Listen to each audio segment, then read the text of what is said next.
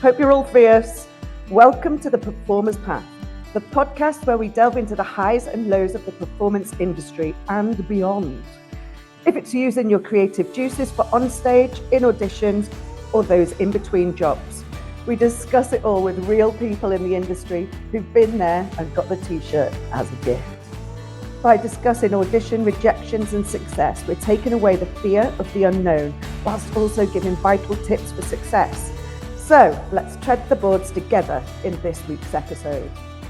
In our first episode with Olivia Chan, she gives advice to the quiet and anxious performer in training and discusses the difference between stage and screen performance. Hello, Liv. How are you? I'm good. How are you? Fabulous as ever, darling. You know me. So just wanted to talk to you a little bit about your time at school and at college. Tell us a little bit about your experience of your training. You know what I always think about is that I wish that I could go back, because I don't feel like I reaped the full benefits from it when I was there. Because I think like when you're young and you're at school and you're training, you don't realize everything that you have. And I've stepped away and gone, oh, if only I could go back and redo that and relearn everything. Give me a specific. Gosh, everything, honestly. I thought I trained hard, and then I look back and I'm like, I could have trained harder. There's so much more I could have done. And it's like so frustrating that I look back and I'm like, oh, I missed out on this and this and this. And yeah, I think me being me as well, like I just wasn't confident. And I wish that I'd like pushed myself so much more when I was at school, because I really think that would have like set me up for leaving and being out here in the real world and dealing with it all. But yeah, I do wish that I could go back, honestly. So how would you describe yourself as a student? I was just so like, I don't even know what the word is. Yeah, I was like barely there, really. I needed to be a lot more present. I was so filled with anxiety all the time. I was so quiet and felt like I was always doing something wrong. And I just wish that I could go back and be like, girl, you were fine. Like just a bit more confidence. And I had just no belief in myself at all, which is just crazy looking back, because I'm just like, why? If your old self, as that meek and modest student, very, very quiet and underconfident, could see what you've done in your career, what would she say? I don't think she'd believe it. I still don't believe it. So just first of all, for our listeners, just tell us what it is that you did as soon as you left, chronologically. Oh, okay. Well, I got my very first job when I was still at Hammond. I remember being in rehearsals for Chicago, and I booked my very first commercial. So that was amazing. And I think that for me was a defining moment. I was like, oh, I'm supposed to be on camera. Like, this is my first love. But when I was on camera, I was like, this is where I'm supposed to be. So from then I did more commercials. I did do pantos. So that was my... What was the difference then between the two? So you being live on stage and being commercial? I think for me, because stage theatre, everything's bigger, everything's so much more expressive, I wasn't ready for that.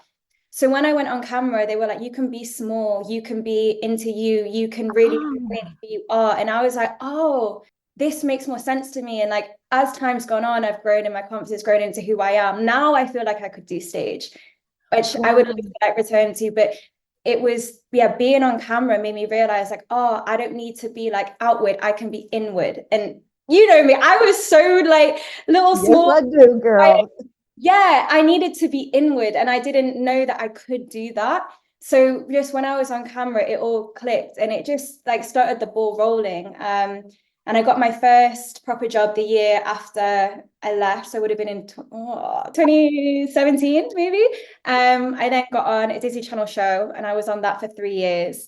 And that really taught me, like, the acting is terrible in the show. It taught me how to act. And I was like, oh, this is like what I'm supposed to be doing. And then, yeah, since then, like modeling, well, COVID kind of did its thing. Yeah, modeling really like picked up for me after COVID, and I've been like in now multiple commercials, like shoots all the time. I've done some short films and other TV shows, so I'm building on it. But yeah, it's been great. Wow, it's amazing.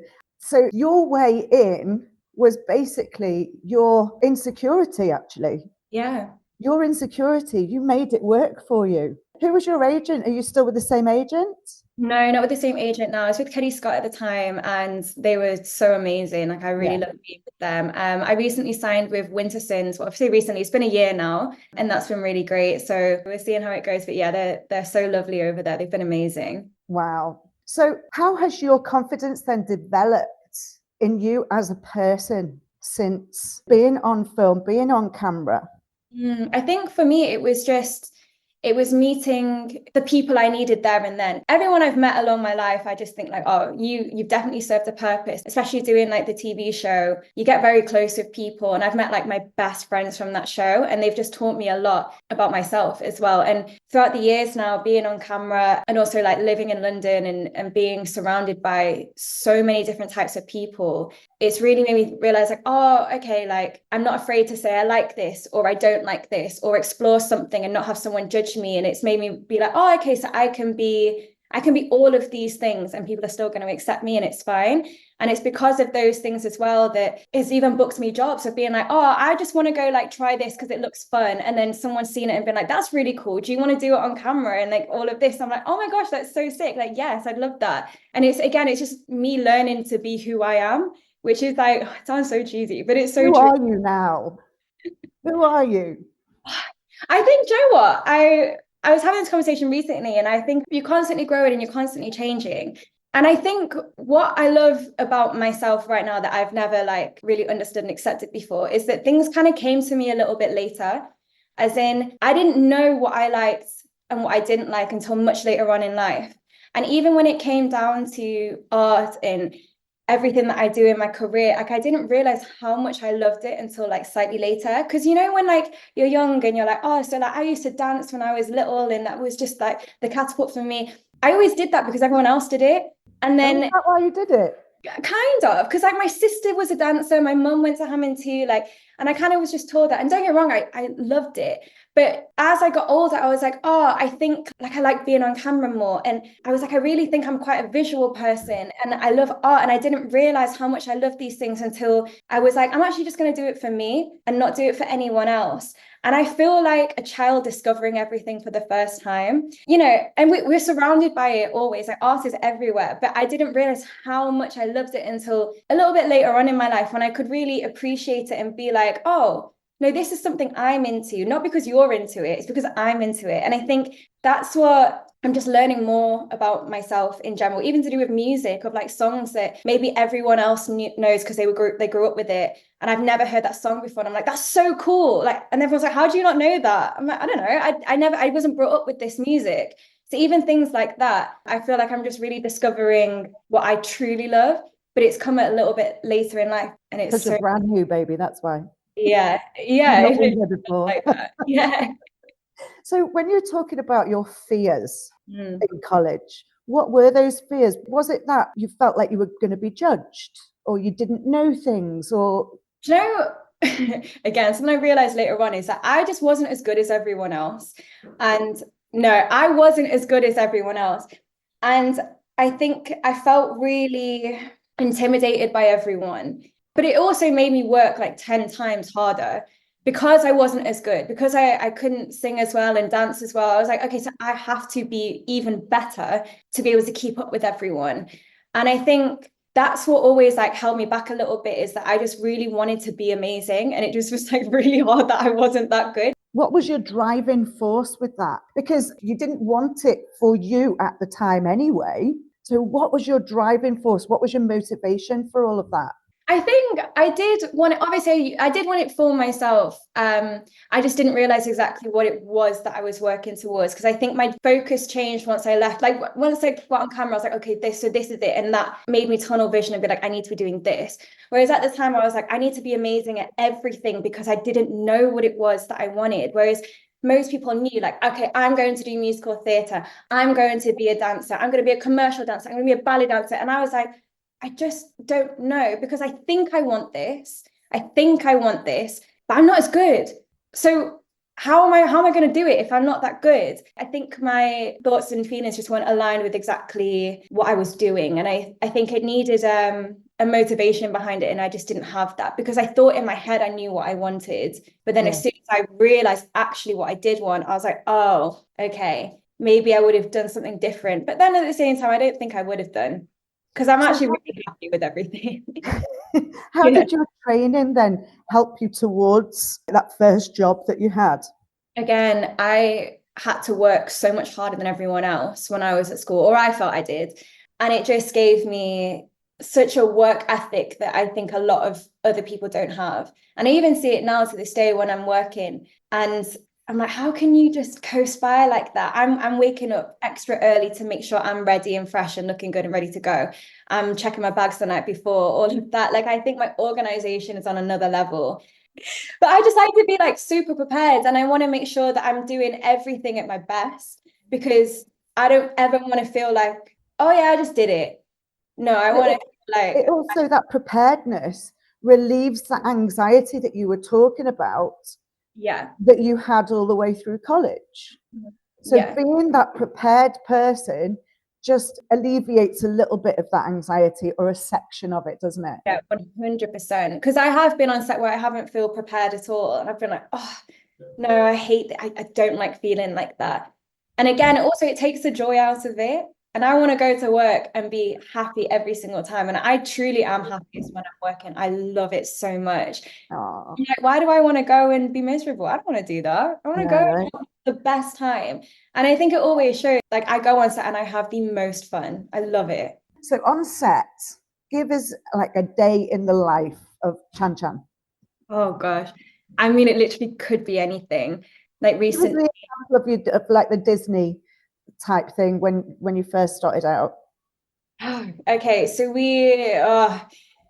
it was very difficult. It was very difficult. So we would get sometimes our scripts like the night before, maybe a couple of days before, but we wouldn't really get the scenes until the night before. So I would be learning my lines before I went to bed.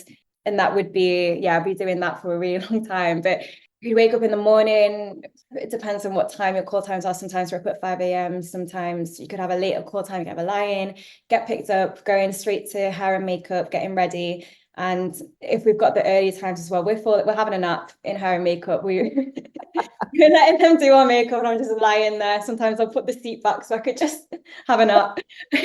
And then, yeah, it would be just getting the lines down, getting ready, then hopping in on set. And I think what we did, which I really enjoyed, was we had an amazing director, Claudio, and he would always say, okay, we're doing it like this. We do it a few times, how the script is written. And always the last take, he'd be like, okay, now do what you want. Do what you want to do. Be creative. Yeah. And that was always really helpful, because I felt like I got it into my body, got it into my system. I knew what I was doing. And then the last take, I could just be like, okay, let's just see what happens.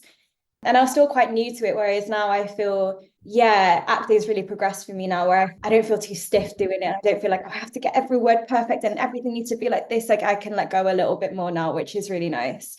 But did that anxiety follow you, Channing? Oh, absolutely. Yeah. I really struggled with it at first. And I think what was really nice with doing a TV series is that from season 1, I was a completely different person to season 3, which was really nice. Yeah. And everyone would always say it too. You know, I was very quiet. I didn't want to hang out with the rest of the cast at first, because I was just like nervous. Yeah. I was so nervous about doing things wrong, where I'm like, no matter where you go and what you do, things are going to go wrong. Like, they always do. So there's no point in stressing about it. Just make sure you get it right in the end. It's not that deep, is it? But It's really not that deep.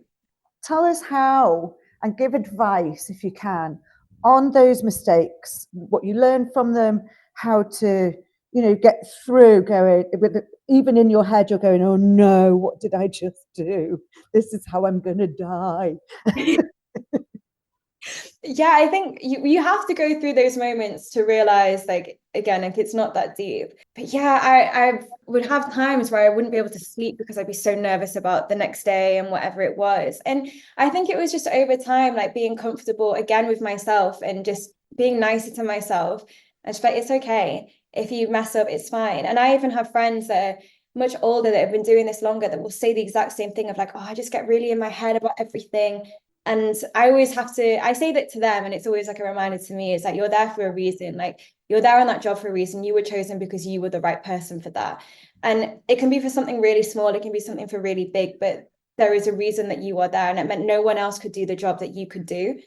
So you need to take that out of your head of like, oh, I'm just messing up and doing everything wrong. Everyone hates me, blah, blah, blah, because you wouldn't be there if they didn't see something in you. That's so true.